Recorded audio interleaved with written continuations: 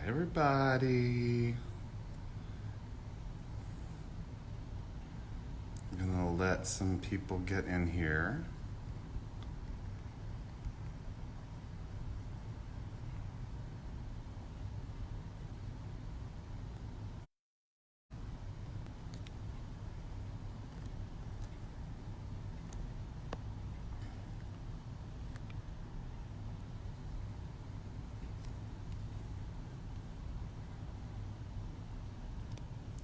Hi, everybody. And hello. I really put to put a little bit more information of where you can reach me there. So give me just one more second, and I will be with you. I'm so excited and nervous and stuff. Thank you guys for tuning in. We've got some shenanigans for you today, and I can't wait to share them all with you.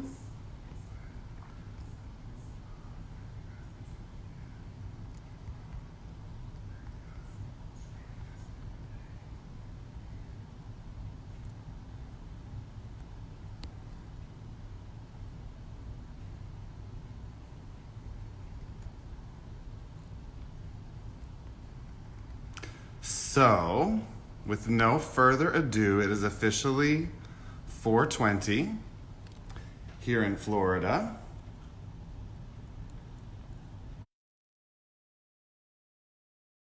And I wanna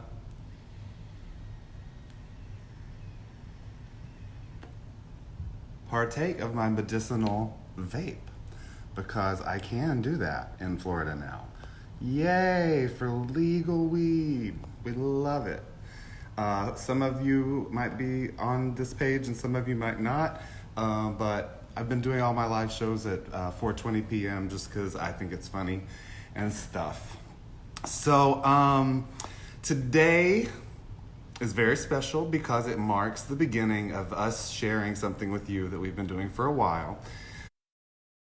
Some of you may have heard a rumor or not or whatever about a little group that I created on Facebook that is specifically for husbands and boyfriends and assistants of drag performers because sometimes we need a support group.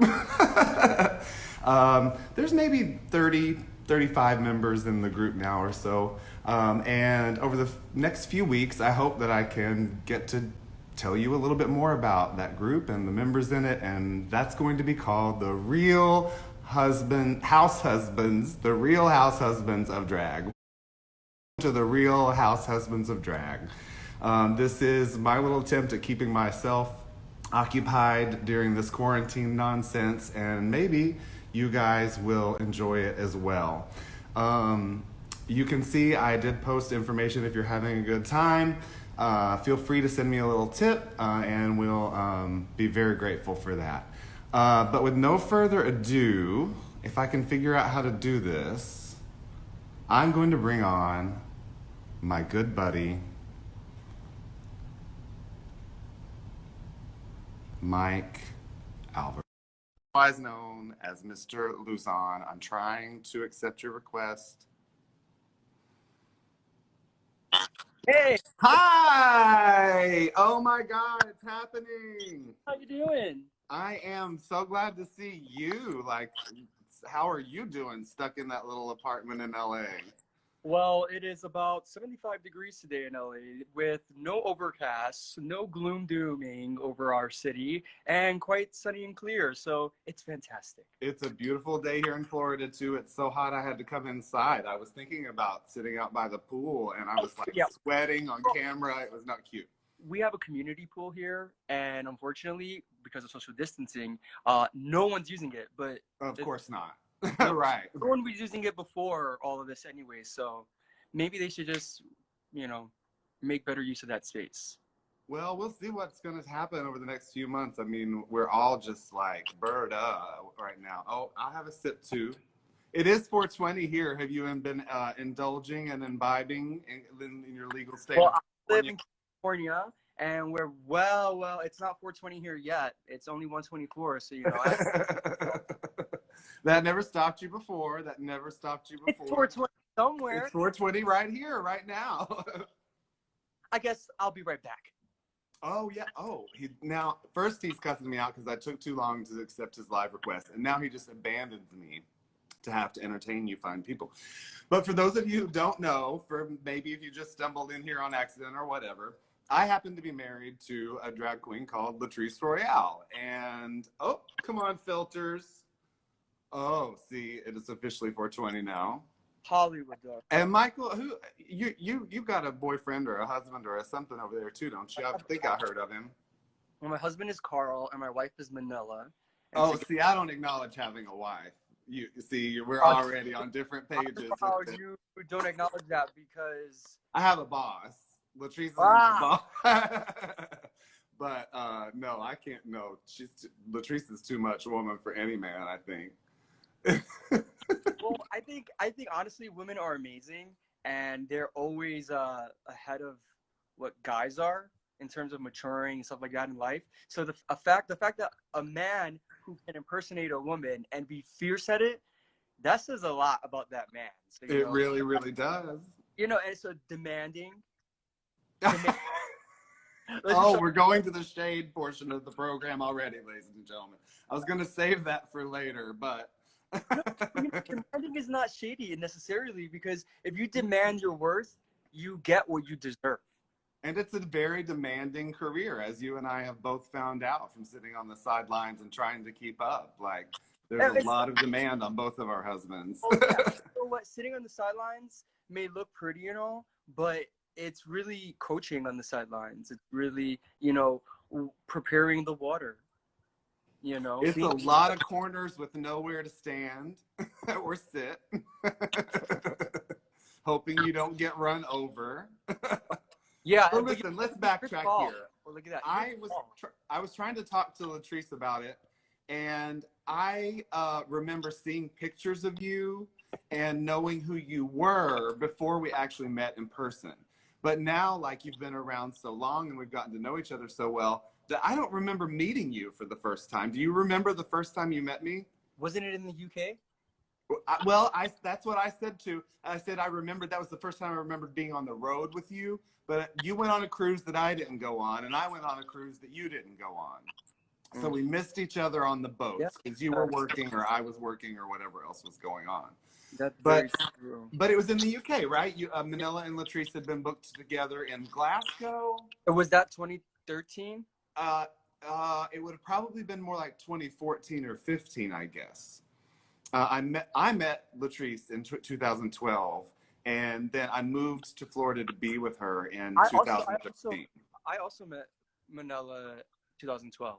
Right, we're very like relationship-wise, we've kind of been like on a similar, well, sort of timeline anyway. I was about to say similar track, but we are very different as much as we have. Oh, I wanted to show you. I'm wearing this shirt because Manila cut it up for me. You remember this? That is gorgeous. I wanted to be cute, and I specifically said, "Can you zhuzh it up without having the tits out?" And she cut a big giant hole, so I have to wear a tank top underneath it so that my tits aren't out. That's what they do. That's what they do. Okay, can you do this? Ha ha ha! No, I can't. For sure. So where did you meet Manila? How did you guys meet? We met at Boxers in New York. Oh, that bar, right? I think I've been there a time or two, but it was. I went to go play pool with a frat bro, and right, because you used to be straight, right? Yeah, I used to be straight. I used to date women only for like the first 21 years of my life, and I went to all boys high school. Ooh. Oh my gosh, the opportunities you missed out on. Well, you know, I was the man in high school. Well, you were the man. I was not the man. I was totally historic. I was definitely the nerd.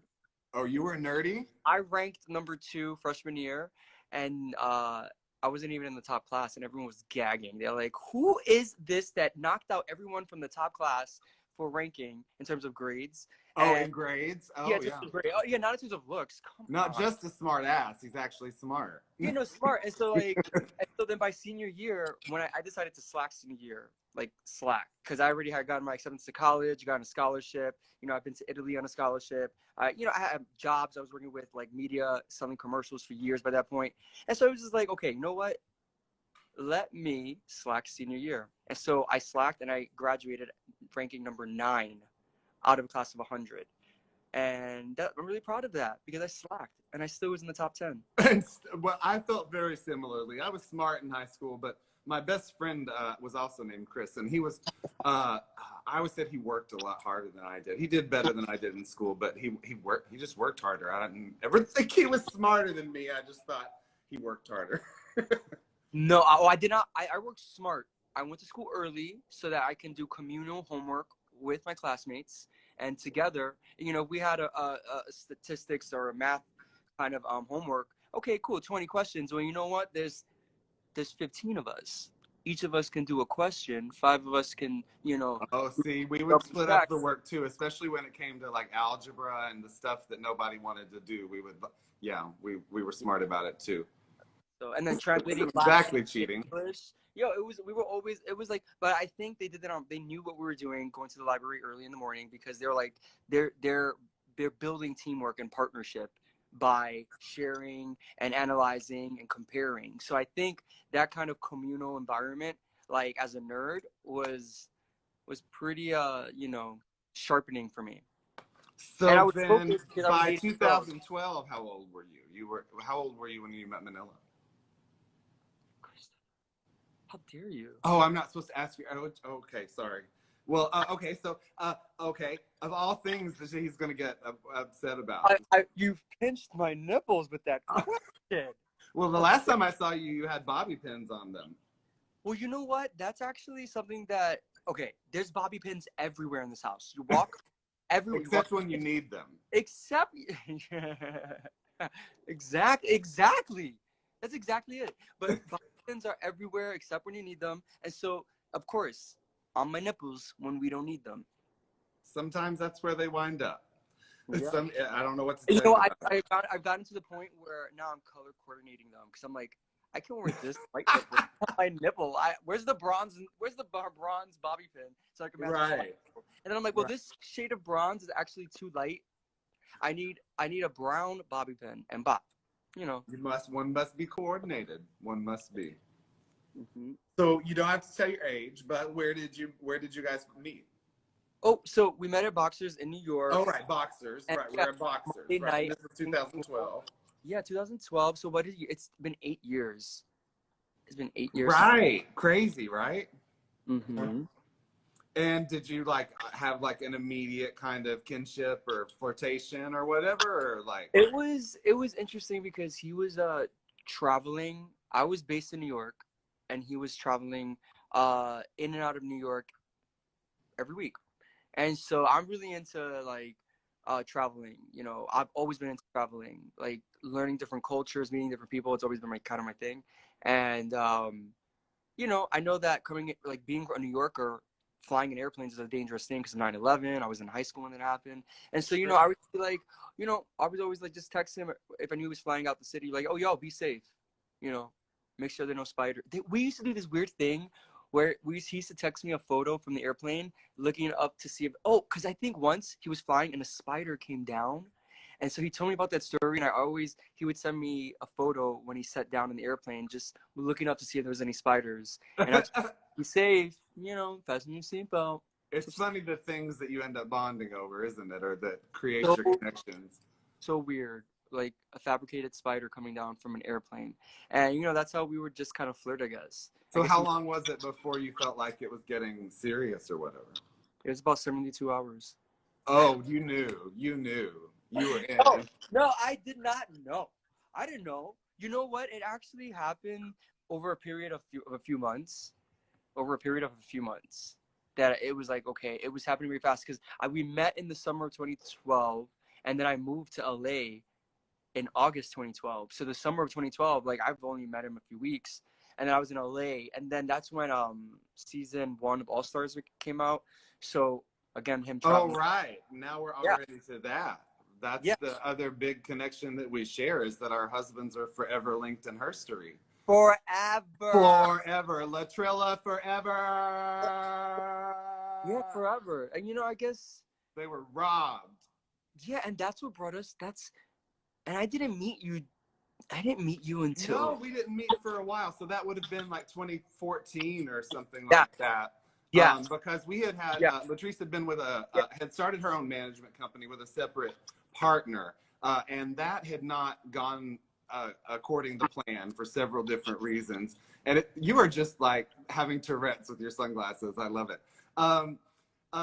And by the time that, because that was the first tour that I really was involved with. I had been serving as Latrice's assistant for a while, but I'd never really been so involved in the bookings. And I'm still really not, because we tend to keep, at least, when you do work with your husband, there you have to have a lot of communication about boundaries and stuff. And when you're the person that travels with the queen, it's not always good to be too involved.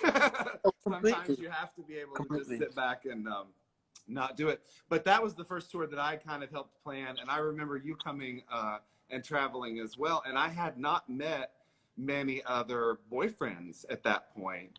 And at that point, not a lot of people knew about you either, right? Like, you and Manila had not exactly been public. That her situation had been very public before you came to London. Yeah. She was in a relationship with Sahara. Right, of course. R.I.P. We miss you. I never met Sahara.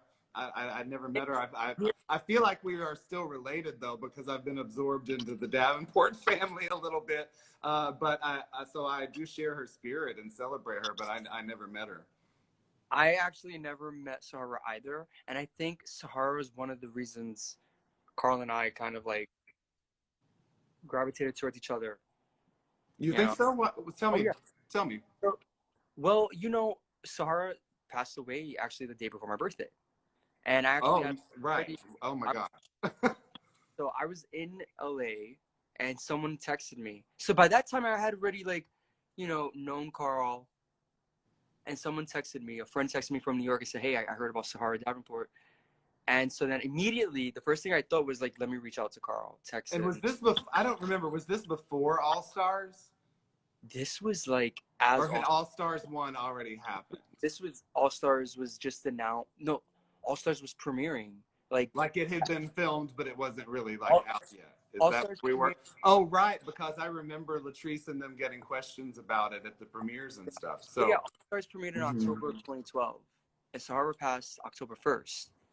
So immediately my instant reaction was to reach out to Carl just to see if he was okay. Let him know that he had someone, even though it was 3,000 miles away, to lean on. And it sounds like he did. So it sounds like you were able to be there for him and that time. And then actually this is actually something else big happened in November. It was a hurricane in the East Coast, and so Manila was performing in San Francisco, and so the hurricane, I think it was I forget what Hurricane Irene in November 2012. Oh yeah. It like messed up the east-northeast, and so all the flights were canceled. In Manila, I actually drove up from LA to San Francisco to go to the gig, and when his flight was canceled, I was like, I had to go back to LA. I'm like, why don't you just drive back to LA with me? And this was a few weeks after Sahara's passing. So that drive was when we really bonded. 6-hour drive, that's what you're going to get to learn. Yeah, and for sure, not to change the subject from what you're saying, but I can really connect with you on the fact that one of the ways that Tim and I knew that we would be able to get along is that when we traveled together, when I did start going to see him places on the road, or he would come to see me before I moved in Florida or whatever, it's really hard to travel with people. So if you don't get along when you're traveling, there's no way that you can live together or spend any significant time together. And we never had any disagreements. We just we're like, okay, cool. Is that what you want to do? Fine. Let's go do that. And I understood the pressures of his career, and that we were largely always traveling for work, and that he had obligations. So you can't always be wanting to run around the city and do too much. You have to conserve your energy for the crowds, but you can't, it's a lot of different things that the girls have to smell us out for. It's their lifestyle. Back to demanding. they're so demanding because their lifestyle is demanding, and it's a growing True. industry since you know it's a growing industry for like the last decade and a half. Well, largely thanks to your husband. I really felt like, especially when season 3 had just happened, before the chop even came out, it was like Manila was really the social media front runner of all of the girls. She taught so many people in the industry how to, well, I shouldn't say in the industry as much as specifically about Drag Race contestants, how to come out with what they needed to do to be successful Yes. after the show. Manila Yes. had so many ideas that she put in place, and she was always the one to try to keep up with in regards to that. Well, after she has a background in like design, and then Right. she moved to New York and was working with like a marketing company, and then my background is advertising in terms of like negotiation and So you building. guys just see things like It's together anyway. You together but separate in a way because I come from a analytical numerical side of the brain, and he right, and from she's a just colorful, creative all the time. yeah, colorful, stars up in the air kind of the brain. But when you merge them together, you make it a Right. bond, a really tight unit that's like, okay, cool, I understand your language and I know how to turn it in this avenue. Like, we've been so lucky to like have our experiences and our backgrounds that we're able to merge together, because then you really create this unity, this bond where it's like, oh, I understand what you're thinking before you even say it. I feel that way very much so with Tim. We felt like we spoke the same language pretty quick, and then once we did start performing together, and I got the great pleasure and honor, really. It sounds so corny to say that, but I really enjoy working with my husband, and we've I feel like made a lot of great music together over the years, and I've seen him. Really change people's lives with his shows, and to be a part of contributing to that is amazing. But you're talking about just the shared experiences that don't always manifest the same way, but when you speak the same language, it works. He and I couldn't be from more different places. I'm from, BFE, Tennessee, graduated high school with 85 people driving a tractor growing tobacco, and he was in Compton thugging out. You know what I mean? But somehow or another, we wound up at the same conclusions about life and how to be and what we would It's do. funny because, see, I'm the thug in my relationship. You sure are. And You're Cara, scrappy. You are scrappy. I would not want the wrong end of it. oh yeah, I'd be like, what did you say? I would I'm not the want to thug, see you and cook Carl is out. like the Midwestern, Minnesota nice, go easy, be friendly kind of guy, no confrontation. And I'm like, And bring. I've met his parents as well on the cruise that you were not on. He was on, and they are very gentle, chill, intellectual, cerebral creatures. Yeah, yes. And I'm like, I didn't say it loud enough for you in the back. Correct. That is so funny. Oh my gosh. I want to go back to something you said, though.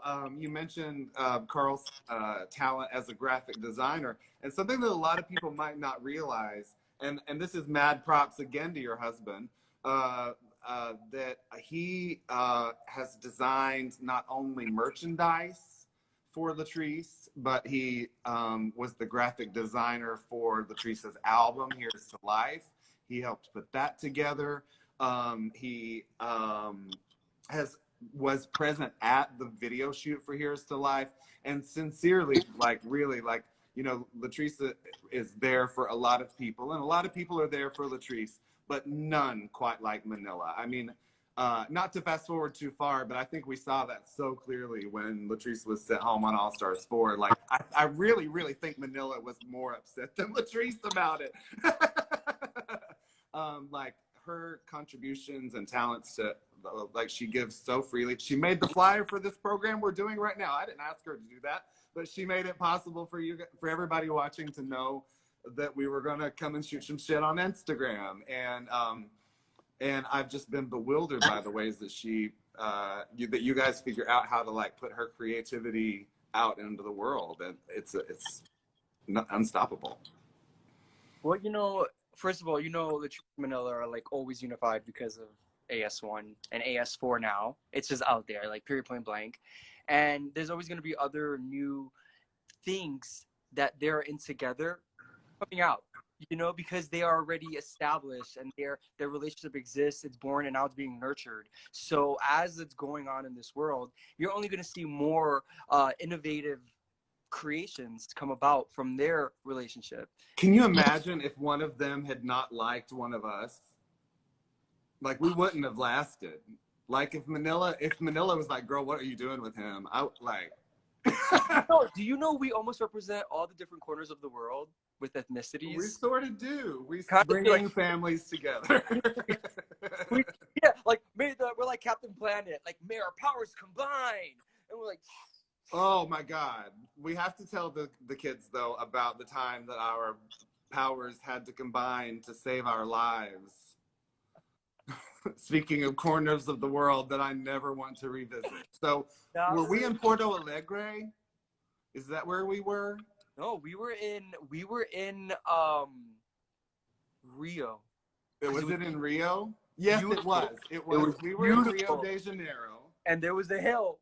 And your hyper-ass, excited-ass husband jumped in the car with my husband. Yep. And their driver went one way to the venue. Yeah. Yep. And we got in the car. We had to wait. We had to wait for another car. So we're going to the venue for sound check. We're like at the hotel, and the venue is like however far away. Not close. It was not really a close drive, any which way you cut it. It was kind of rush hour traffic. But what you need to know about Brazil is that a lot of their roads are on hills and mountainsides and are made of cobblestone. Yeah. So you're not just cruising down I-95. You're getting all of this. Down I-95. You're trying to talk to your friend. And so we hop on a car about 5-10 minutes after them, and the GPS that we can see is saying, go this way, but in Portuguese, because, you know. Correct. Correct. So we don't speak or read Portuguese. And we had a Brazilian friend with us. We had somebody that was trying to translate. Because his English was a little so-so back then. Well, and you thought you're Spanish. You at that time anyway. You really thought that it was closer to Portuguese than it is, girl. You thought you could talk to these people, and that cab driver was not understanding you. No, not. But neither was our friend. Nobody understood. And No. I'm really high strung, folks. I can get really anxious. I can get in my head, and I just really. There came a point where we really felt like, if this is how people are coming to the club, they're not coming to the club. Like, why would anybody drive this way? You say that because we were en route to the venue, and then the driver, instead of staying on the very open highway where there was no traffic, he decided to rear left. And when rear left led to climb uphill meant roads get narrower, and you know. You started so we drove by the like entrance way to drive up to the statue of the Christ. Do you remember that? Like, we actually could have just gone that way, and it is windy, crooked, just road. And we literally were in an alleyway, a one-way street next to garbage cans and all this graffiti that you can't read it. It could be save the world. It could be screw your mom. It could be, I don't know what it said. But we literally had to stop to let 3 motorcycles pass us. The motorcycles, what happened was we're in this narrow street, so we couldn't open the doors because they were like things positioned to squash us in. And then these motorcycles pull up in front of us with their lights flashing. Like, it's straight out of what's that movie where Goldie Hawn plays Amy Schumer's mother, and they get like kidnapped and taken to the jungle and stuff?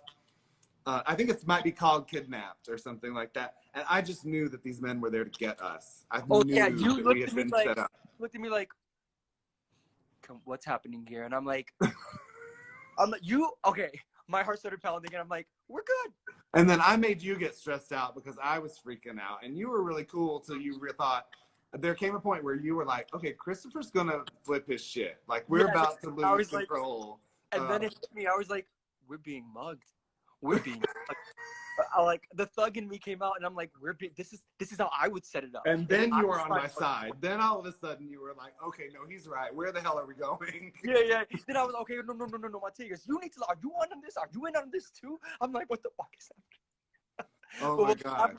What was happening was there were too many vehicles in the narrow alleyway that everyone was trying to figure out how we could get past each other, and it was that simple. But we, being in a different foreign country that we don't speak the language, we were Flipping out. And yeah. so then we finally do get to the venue, and Latrice and Manila are just like ready for sound check, blah, blah, blah, blah. And our whole spirits have left our bodies. We don't want to talk. We don't want to communicate. We don't want to have to tell them what we just went through. It was so bad. And they were like, what is wrong with y'all? Like, for a minute, they thought we were just being so rude. And I'm like, no, we just went through a whole thing that you don't know about. It was actually one of the best times I could recall, because the amount of emotion within that small amount of time was so, the range was all there, because it felt like a movie. It felt like we were being kidnapped. It really did.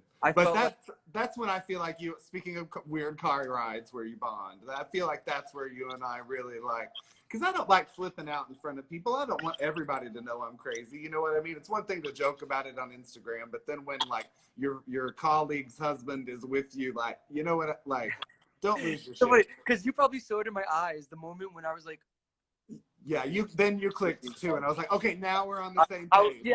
All right. I'm convinced we're being mugged, and we need to do something about this. And I was like, I was like, you're in on this. You ordered this lift. Who is this person? Where are we going? But you know, my other favorite memory of you, which will lead us into sort of our next topic, I hope, is that right after All Stars 4 had been filmed. And actually, I think it was the day that they were rehearsing to film for the Drag Race Christmas special.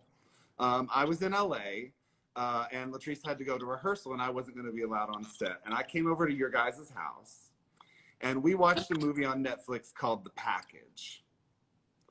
And do you remember this dude's dick getting cut off in this movie? And like Manila literally was she had to leave the room like 5 times during the movie because she was so terrified.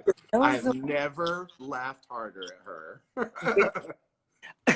I love watching nasty stuff like that, but I don't remember that part. Well, I'll tell you why you don't remember that part, because you might remember that you had also just gone to film All Stars 4. And my friend, you did not feel good about that experience, I'm afraid. I was so relieved it wasn't me. I felt so bad for you, though. You did you have a good time? I had a great time, but I didn't realize the amount of stress I had on my shoulders up until the episode premiered, and then I remember I felt so relaxed because I was going. Yeah, you changed so much after it was over. Like, you were so worried about how it was going to come across, and you did great. You were so like you did great. You did great. I make losing look fantastic. Thank you. You know what's so funny? People all over the world say that. They're like, you were wonderful. I'm like, I was the only loser on that episode. Like, the only one. They're like, yeah, but you were great. And I'm like, but here's, you know, a lot of people might not know that they had reached out to me at one point, and I thought I had to we talked about this. I had to mentally prepare myself, like maybe it was going to be me. But in my heart of hearts, I knew that Latrice didn't want it to be me, and I didn't want it to be me. All due respect, this is no shade, but I don't want to be Alaska Thunderfuck. You know what I mean? I'm not trying to be in drag no more. I used to do drag, and that's actually one of the reasons that they decided not to use me, because they felt like because I had some experience in drag that it was like unfair or like not really the same or whatever. And it was a good Judy's challenge. So when Tim Lee got chosen, I was so relieved, because you and I both know that Latrice and Manila had to wind up in the bottom together at some point. It was Oh going gosh, to we have knew to that. happen. We knew that. We knew We that. knew We it knew before that. they even went. The second we got the phone call, we thought we're going to have to watch our husbands cry at each other.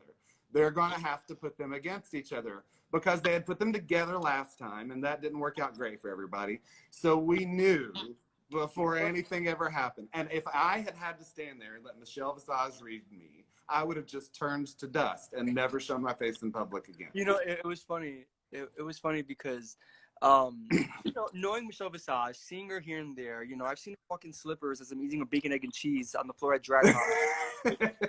Like, you know, seeing her, I remember when she was judging us, and we got good compliments from her at one point. And I smiled, and I went like this with my like little red thing I was holding, and she gave me a look like, "Eh?" And I was like, "Oh." But then I did, in my head, I was like, but on stage, I was just like, smile. Don't give them anything else than a smile because they will use it. So I'm like, just. Yeah, yeah.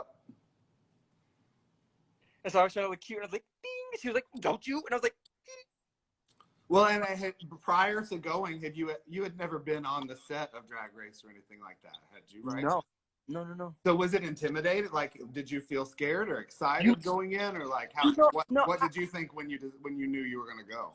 honestly, I was on the puzzle place when I was in 3rd grade. So as a little 7-year-old, 8-year-old. Oh right, you're a child star. Like you're like Macaulay. No, no, no. And then talking this is over here. the thing. On my episode, I need to change this off. On my episode, they were like, we need you to roll your eyes. So that's the only thing I had to do. I had to go, Uh-huh. and that was like, that's all you need to do. And I'm like, cool. Yeah, and that was the only thing I needed to do. And it was great. It was fantastic. And so going to Drag Race, to that workroom and film there, it was just like, cool. This is fantastic. I get to experience something that and in high school I would report the news on front of the TV. It was called All Hallows Television. So, you know, and I've always been comfortable in front of the camera and behind the camera, all sides of the camera. So it just happened really fast because it happened over 2 days, and it just, you know, arriving there and then, you know, being put in a room alone and then being introduced to the other Judys little by little. I was like, okay, cool. And then Well, and let's be clear. Let's just be clear. This is my one moment of shade. We're gonna move on. I would have eaten Judy Garland challenge alive. I love Judy Garland so much. It's in my blood. I like when I did see the challenge, there was a part of me that was like, oh my God, I would have been so good. But I'm really glad I didn't go. Yeah, you know, it just happened really fast. And them calling us Judy when we arrived, it was happening so fast and it didn't even click that, oh, this is the Judy Garland. Right. You know, up until like you and Latrice's Judy, Tim, I think he came home raving about you, though. He said that you were so sweet to him and that he had a blast, that like one of the highlights was definitely getting to know the other Judys. Oh yeah. And especially you. He really felt like you were really like cool and y'all had a good time. Well, it was fun. It was fantastic. Well, really fast. I want to tell this other story about your husband real quick, and it's a little sentimental and heartfelt, but it is definitely one of the connections that I feel to the both of you, because, you know, this show, if you want to call it a show, I see some of you in the comments saying that you hope that we can do this weekly, and that is the goal. We're really trying to turn this into something so that we can share a little bit more about our experience with you, about being next to all this. And one of the hardest days, I think, in our time together was the day of the Pulse Orlando tragedy. A lot of us had worked with a guy called Eddie Sotomayor that was killed that day, and Latrice was actually traveling that weekend and was on an airplane, like between the time that we had heard that the shooting had happened and the time that we could confirm that Eddie had in fact passed away. My husband was on an airplane, and we had gotten really close to this guy, and I had to just sort of like sit at home with my feelings for a little while. And I was on the phone with Carl, and he said like the most brilliant thing I've ever heard him say. He said to me, "Look how ridiculous evil is having to behave just to get noticed." And he was commenting on that he felt like that we had been in such a good spirit for the last several years of political progress and community, and that gay people had more rights and we were getting married and all of this. And that there was bound to be like a counterbalance to that. And that he saw this as part of like a bigger plan. And it really just brought me so much comfort in that moment. And I've always held that with me, that like, as wrong as people have tried to make us feel for who we are over the years, that like, that doesn't give you the right to come in and kill us. It just doesn't. And so I don't mean to be so deep and heavy about it, but as superficial as a television show can seem, or as like much as you want to talk about your Heather or your Judy or your sister or your whatever the case may be, these are real life experiences that we end up going through, and we have to sort it out and with each other and in front of each other, in front of people, a lot of people. And I had a whole new appreciation for Carl that day when he shared that with me. I really have always treasured that. And I just wanted to share that with you. I don't know if you even know that conversation. I've told him a couple of times, but I don't know if you've been around for it or not. You know,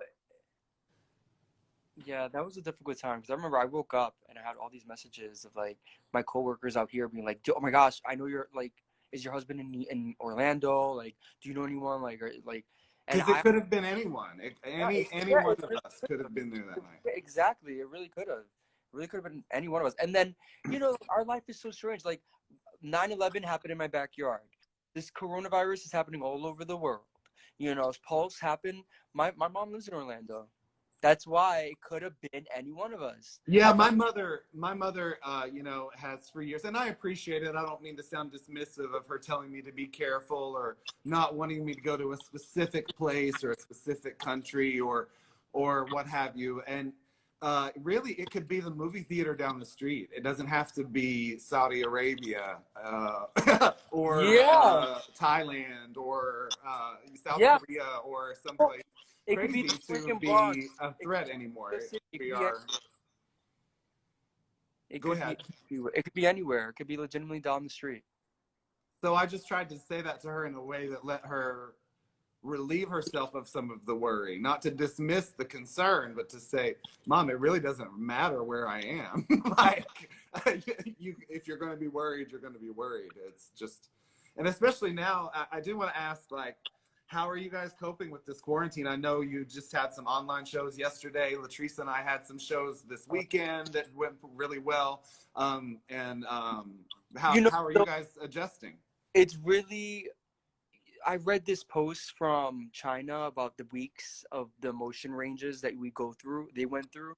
And like, you know, weeks 2 to 3, you kind of get hopeless and you're confused and you're like, why? You kind of get like, oh, I can't do anything. Week 4, you get more motivated and you're like, let me do this, let me do that. Week 1 was just like, oh my gosh, that's crazy. Week 2 was like, you know, let me create. Week 1 was, why is everybody buying so much toilet paper? Like, what's going on? So, you know, it's just trying to, the routine that I found is like on YouTube, there are these 10 to 20 minute workout videos. Abs. You and your damn abs, girl. That's these videos. If you could stop showing us all up for just a second, that'd be great. The longer this quarantine lasts, the better my abs will be. Not eating them Wise Castle burgers out of the freezer and microwave like I've been watching you eat. Tell the truth now. It's not because of diet and nutrition. You might do a lot of sit-ups, but it's not because of diet. I do, and it's throughout the day. What I'll do is like I'll wake up early, and I'll do my own exercise. You do wake up hella early. I'll put my headphones on and I'll work out. Bop, bop, bop, bop. Go back to sleep. Actually, I worked out and I ate waffles at OJ, and then I went back to sleep. And then, you know, so, you know, every day's different, but I try to do it at various points throughout the day. Like after my nap, I'm a napper. So when I wake up from a nap, I'm like, you know what? Let me do a 10-minute napper. I'm a napper. I could sleep on the couch. Oh, I'm so jealous of that. Tim can fall asleep easily too, but I'm just like awake. Yeah. And then if I do nap, sometimes it works against me. When I wake up, then I can be like really disoriented and cranky and weird. So yeah, I wish I could nap. I didn't take a nap yet Sunday though. I had a good nap on Sunday. That's been honestly, it's been working out, cooking, napping, sleeping. I take a bath every now and then. And then every now and then. Yeah. whatever. And then, but yesterday we had a show at home with the Luzons, and the show was very successful. And now we're in the planning stages for the next show because we figured, why not show people how married men live together, and how that. So you started an OnlyFans account, is what you're saying? Want to say that? No, we don't have an OnlyFans. No, seriously. What? Do you guys have more shows coming up? Yeah, we're actually planning another show. Well, tell the children what they need to know. Well, just look out. Follow me on Mick J Rez on Instagram or Manila Luzon, and we'll post about when the next show is. And the theme is gonna be at home with the Luzons. We're stuck at home. We're still here, so why not tune in to see some crazy stuff happening for 30, 40, 50 minutes. And do you have any plans to continue your musical parody career, Miss Luzon? Miss career? No, not really, but I'm really trying to engage and sharpen my relationship with the Spanish-speaking community. So I've been, making these videos here and there. Well, I made them back in December, filmed it. So we're going back into the vault and editing some new videos. And I'll just, even though my Spanish is broken, I still want to engage people in Spanish because communication is key. And you don't need to speak perfect Spanish to communicate. You just have to make the attempt. Well, living in South Florida, when I moved here, I really underappreciated the presence of the Latino Latinx population. Yeah, all that. And I can read more Spanish than I can get to come out of my mouth. If you sit it in front of me, I can kind of figure it out. But I have been challenging myself to try to be, but then you feel like Miss Millie in The Color Purple or something, like just try, like the stupid white guy trying to like, gracias. Especially with my Southern accent, I feel like I sound so stupid when I'm trying. You know what? There's probably an app there, because I know I've seen ads for apps. Maybe do it five minutes a day. Oh yeah, sure. Well, we used Google Translate too. We've had to learn how to do that traveling, like we have for sure. Like you get somewhere and don't know that app. In Brazil, I needed some Neosporin, and I had no idea how to tell them what antibacterial cream was. It was the only way I could find it. So I do want to say I'm gonna kind of wrap up here. I have a little questionnaire kind of game that I want to do with you before I let you go. But guys, if you have enjoyed this, please be in our comments and let us know. Next week, I think I posted this on social media already, but if you guys didn't hear it for sure, next week I'm going to be having another conversation with Mr. Minj. CJ Russell is going to join me, and we're going to talk about all of the things that come with being with Latrice and Ginger, who I also love and adore, both of them. I've gotten really close to Ginger over the years, and CJ as well. So if you like this and you want to see more of it, Mike and I really are excited about sharing this whole new thing with you, and hopefully we'll get some more of the husbands and boyfriends, and if you know them and want them to participate, please go nag them on their social media so I don't have to. That'd be great. Yeah. If you have enjoyed what you saw, I did pin my PayPal and Venmo information, a Cash App as well. And anything that I see come in the next few hours, I'll be splitting with Mike and sending him a few considerations as well. We don't like asking for money, but we also know that you supporting us is supporting some of your favorite girls. And this is all for the sake of the family, right? You better pose, bitch. You better pose. Look how hard he's working for your tips. Give the man $1 so he can put it in his underwear. Listen, Mike, I took this quiz. Well, I looked down to see if I was wearing underwear. You're not. I'm sure you're not. Actually, look at this. I'm wearing shorts. Oh, I'll see. All right. We'll show off our shorts. I've got a little booty short on, too. I've got a little, just JJ Malibu, everybody. Let me pull it down. Fun fact. Yeah. Fun fact. These booty shorts can be seen in Trinity the Tuck's music video, in one of her music videos. These. Well, were they on you or were they on another person? They were on me.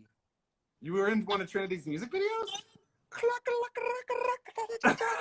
She famous, girl. I didn't even know. I didn't even know. I'm also in an Alaska music video. I'm a Rue girl. I'm in that video. I'm gonna shout out before I do this questionnaire. I see you, Allie. We want to say hi to Allie. She said that you still have her money from yesterday. So send me $5, Gare. No, I'm kidding. Listen, I don't know if you've ever seen a show called Behind the Actors Studio. It used to be on Bravo. They don't do it as much anymore now that the Housewives took over and whatever. But James Lipton used to ask this question. Oh, that's beautiful. Leave it there. That's really pretty. It's 10 questions. They don't mean anything. Don't think too much about it. Just answer as you will. Mike, what's your favorite word? My favorite word? Yeah. Carajo. What does that mean? In Spanish, Puerto Rican Spanish, that means like F. It's the F word. Oh, that's your favorite word? I love it. I love it. But Carajo? Carajo. Carajo. My mother does not like the F word, so maybe I'll start saying that and she won't know. Carajo. Unless she watches this video, so hopefully she doesn't. What's your least favorite word?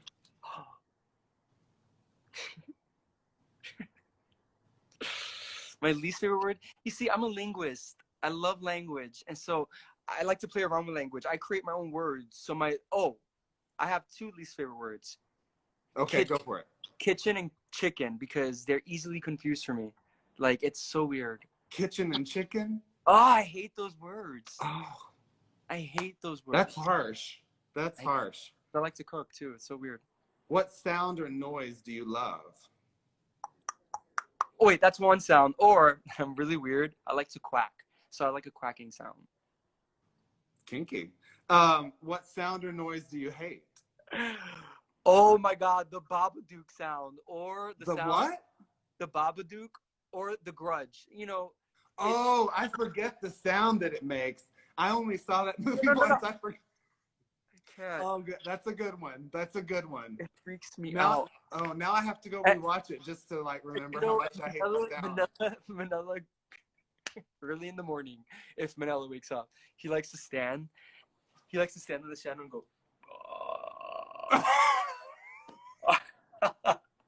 And I hate it. I hate it. Oh my gosh. Other than your own, what profession would you like to attempt? Oh, piloting. Oh, I can totally see you getting into that. I bet you'd be a successful pilot. Do you have my good God, vision? I hope. Do you have good eyes? But you know, I don't think I could be a good pilot because you have to like. Honestly, You're a little ADD girl. A little. I don't think I would be good as a pilot because I'm not good at eye and hand coordination. Oh no. So, but you can also be like super hyper focused. Like you can go from being like scattered to just zeroed in on something too. Ending an airplane would be the death of me. Well, then let's not do that. But it sounds fun. What profession would you never want to attempt? It sounds like you should never attempt to be a pilot. I can't work with blood. I cannot work with blood. I cannot work. I would not want to be an ER surgeon. Like, no, I'm sorry. I cannot. I got like a paper cut and I freak out. I freak out legitimately over paper cuts. Oh no, like, don't freak out over paper cuts. It's not even a paper cut. This is like a plastic cut. It happened and I felt it slowly happen and I'm like, ah! And Carl's like, what happened? I'm like, You just fell completely out. So you can answer this as you want. What turns you on, whether that be sexually, creatively, artistically? Bobby pins organized in a closet, hidden, and on your nipples, or on my nips. I love it. What turns you off? Oh, really bad stench. Like I like good stench. Oh, I like good stench, but really bad stench. I'm like, yeah, for sure. A little musk can be nice, but you don't really want it to cross over. I don't want to pass out, but I want to be like, will you pass out? No, you're not gonna pass out. You want to think, yeah, right. You like maybe you just came from the locker room, but you've at least washed the jock strap in the last 3 weeks. Yeah. I don't want to be like, oh God. Yeah, right, for sure.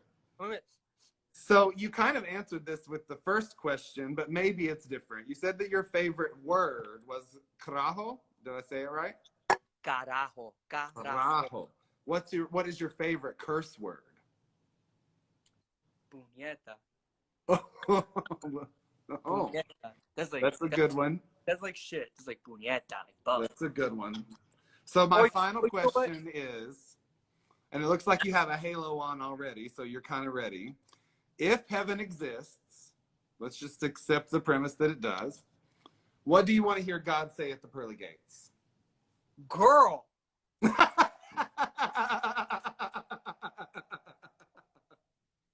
Just Wouldn't like that that. be comforting? Just like that. Because if God approaches me like that, girl, it's like with a question mark and an apostrophe, I'll be like, oh, he's forgiven me.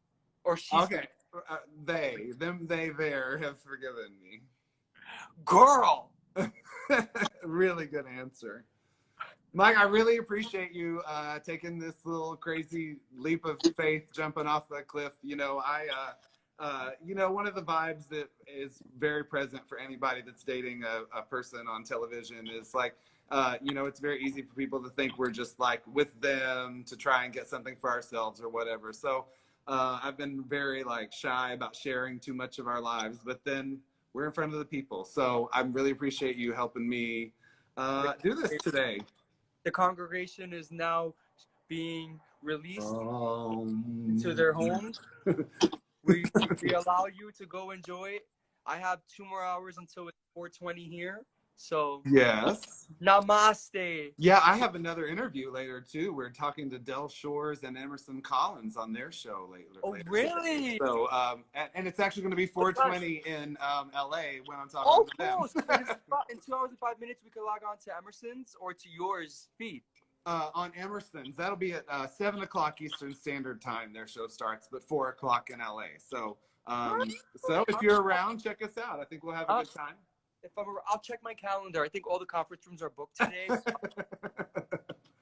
Thank you so much. I hope you had a good time, and we really hope you enjoyed the first edition of the Real House Husbands of Drag. Love you guys. Peace.